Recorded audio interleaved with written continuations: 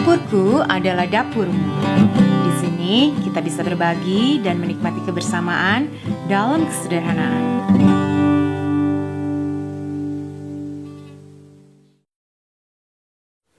Orang yang bijak lebih berwibawa daripada orang kuat. Kali ini Dapur Dina mau bikin kue pukis ala Dapur Dina.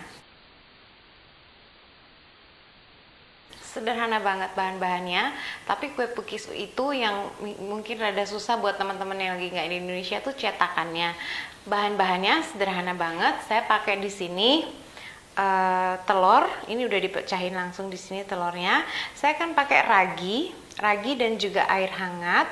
Dan saya juga pakai santan di sini. Saya pakai santan yang nggak begitu cair tapi juga nggak begitu kental. Jadi saya pakai santan kental yang saya beli, santan instan. Saya cairkan dengan sedikit air. Jadi nggak begitu kental tapi nggak begitu cair. Kalau mau yang kental juga nggak masalah ya. Dia akan lebih gurih rasanya. Silahkan. Saya juga pakai minyak untuk ngolesin secukupnya aja, untuk ngolesin loyangnya.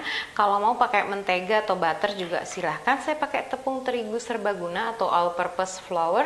Ini ada garam sejumput dan juga gula pasir.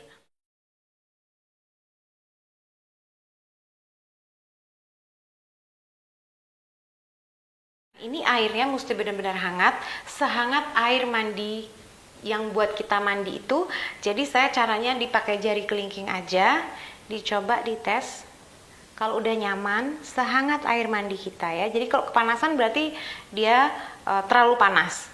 Saya nggak punya termometer jadi gitu kira-kira ya. Ini udah hangat bagus supaya raginya bagus dia naiknya. Nah, raginya masuk semua. Saya isi sedikit aja. Saya ambil dari gula yang ada ini. Sedikit aja gulanya buat nyampur dia, karena dia makan manis ya. Kayak dia akan bergelembung-gelembung sambil kita nunggu dia. Saya sisihin dulu di sini. Sekarang telur sama gula pasir sisanya itu yang banyak ini. Tadi cuman sedikit aja ya, setengah sendok makan untuk di raginya. Sisanya masuk semua sama telur. Kita kocok aja langsung sampai dia warnanya pucat dan terutama gulanya juga udah larut banget ya. Ini lumayan ngaduknya tadi sekitar 2 menit. Dikocok itu aja, pakai mixer bisa sih, tapi saya pakai cuman 2 telur ya, pakai kocokan tangan gini aja nggak masalah. Yang penting gulanya udah larut dan dia mengental, warnanya juga udah pucat kayak gini. Sekarang ganti ya, pakai spatula aja. Tepungnya yang udah diaduk bersama garam tadi, garamnya udah menyatu di sini. Semuanya aja langsung, nggak masalah.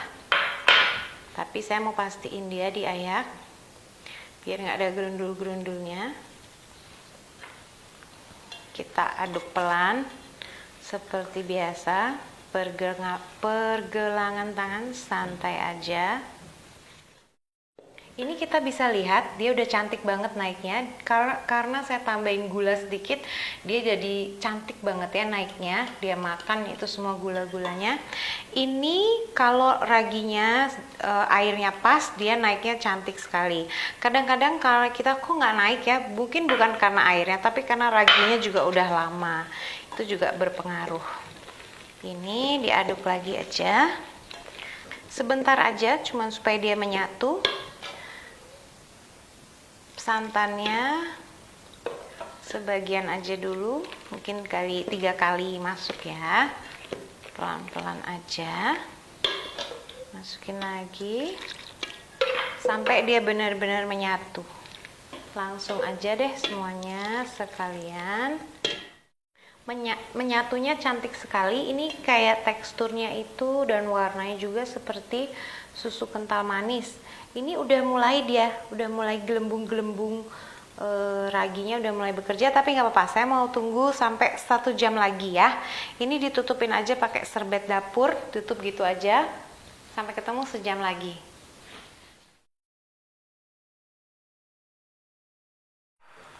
Ini udah 1 jam kemudian, udah makan siang juga.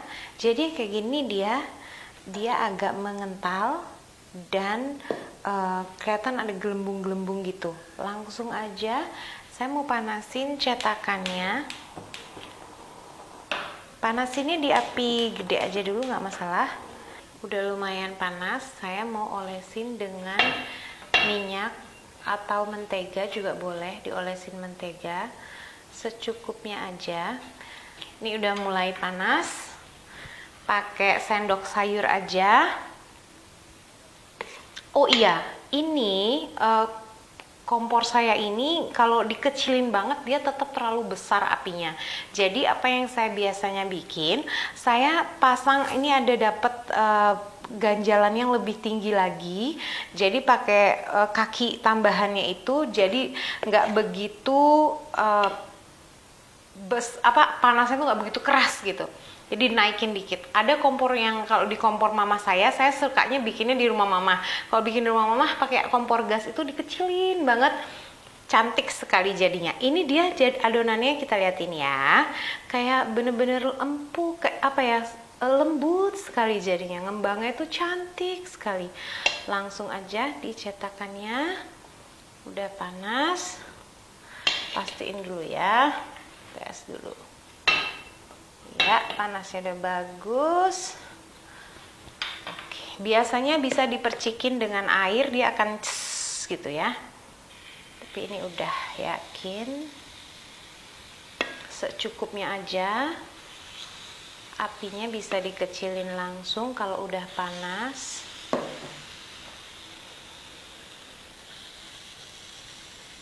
Oke.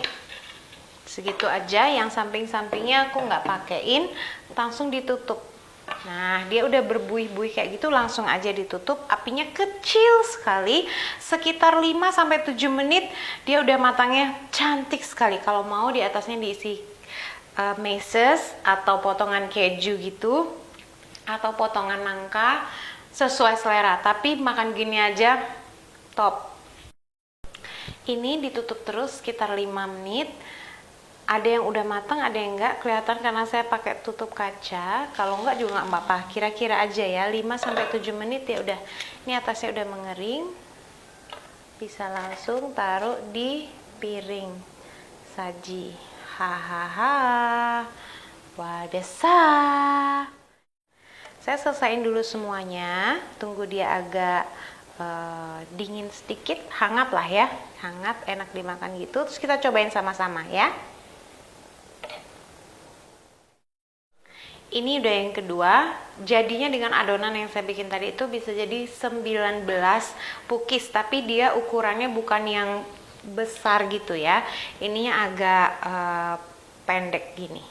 Tapi tetap aja top. Dan yang kedua, wips. Cantik kayak gini. Ini tandanya dia udah matang bagus. Kelihatan banget kan? Tuh, nggak lengket. Oke, taruh di piring, kita cobain sama-sama. Yuk. Liatin mama terus, lihat papa situ, lihat papa. Il baru bangun tadi. Oh, langsung tunjuk-tunjuk. Oke. Ini jadinya satu piring penuh kayak gini, nggak penuh ya, piringnya kecil, haha. Pokoknya 19 cookies ukurannya seperti ini. Cobain satu. Wanginya.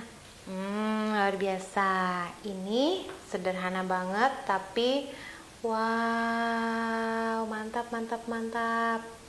Ini benar-benar harus dicoba. Ini sederhana banget. Ada mau coba? Ada ikut coba ya, sedikit aja ya. No,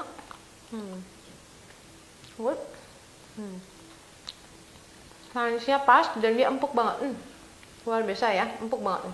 Cantik. Coba dilihatin ya. Wow, ini masih mengepul. Pas didiamin 1 jam tadi itu pas banget naiknya. Please teman-teman, ini harus dicoba. Please kalau udah nyobain resep ini, #dapur teman Dina di Instagram atau Facebook. Makasih nih, iya masih mau lagi.